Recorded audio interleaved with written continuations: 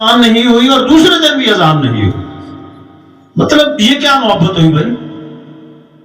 ہم تو کہتے بڑے عاشق رسول نعرے بڑے، نماز کی باری آتی ہے تو مسجدیں خالی ہوتی ہیں.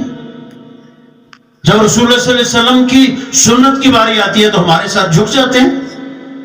حضرت عمر نے عرض کی، یا رسول اللہ میں آپ سے ساری کائنات سے بڑھ کے محبت کرتا ہوں، لیکن یہ جو میری ذات ہے نا، میری جان، مطلب صحابہ تھے نا، انہوں نے کہا یا رسول اللہ اس سے مجھے ذرا زیادہ محبت ہے، یعنی میں اپنی جان سے آپ کی نسبت زیادہ محبت کرتا ہوں. حضرت سیدنا عمر نے فرمایا تو میرے آقا کا جواب سنیں، کیا عمر کی نمازیں کم تھیں، روزے کم تھے، جہاد کم تھا؟ اور یہ صحیح بخاری شریف کی حدیث ہے. یعنی حضرت عمر تو کمال کے، یعنی امت میں صحابہ میں دوسرے درجے پہ، سیدنا صدیق اکبر کے بعد جن کا نمبر ہے وہ حضرت سیدنا عمر رضی اللہ تعالیٰ عنہ. ان سے حضور کہہ رہے ہیں، ان سے حضور یہ فرما رہے ہیں کہ عمر تمہارا ایمان مکمل نہیں ہوا ابھی تک. کمال سوچنے کی بات ہے نا. میں یہ نہیں کہتا کوئی نمازیں نہ پڑھے، نمازیں بھی پڑھو، عبادت بھی کرو، لیکن محبت جو ہے وہ دل کے ایک جذبے کا نام ہوتا ہے.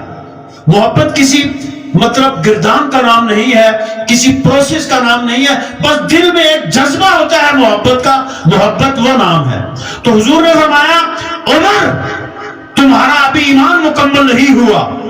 عمر کہاں پڑے کہ یا رسول اللہ یہ کیسے ہو سکتا ہے؟ بس دل میں سوچا، خاموش ہوئے چند لمحوں کے لیے.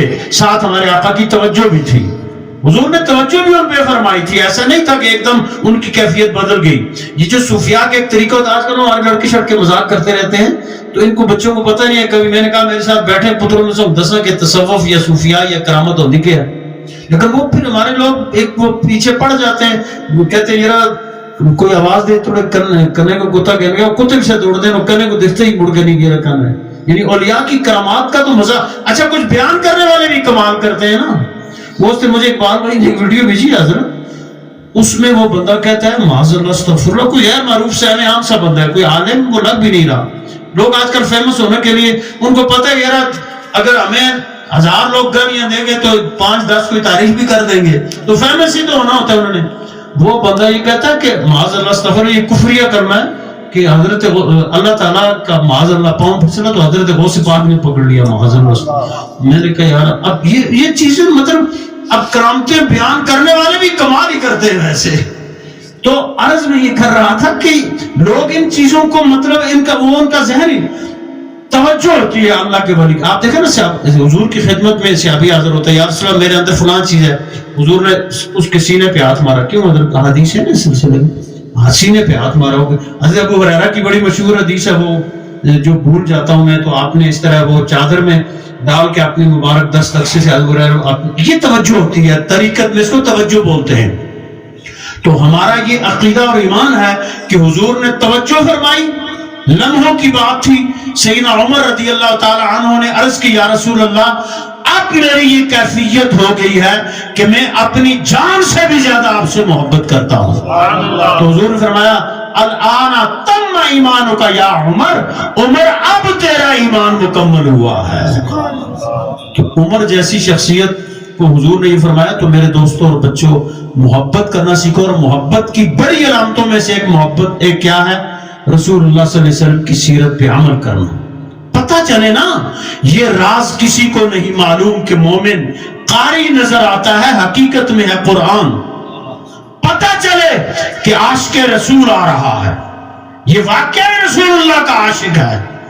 ایسے نہ ہو کہ اس کے معاملات سب سے خراب ہوں، برادری سے بھی خراب ہوں، لوگوں سے بھی خراب ہوں، پڑوسیوں سے بھی خراب ہوں، گھر والوں سے بھی خراب ہوں، اور بس وہ بھالی نارن. یہ میں سب کو نصیحت کر رہا ہوں اپنے سمیت کہ ہمیں اپنے رسول اللہ صلی اللہ علیہ وسلم سے محبت کا اگر کوئی تھوڑا سا بھی حق ادا کرنا ہے تو پھر ہمیں سراپائے محبت بننا ہوگا.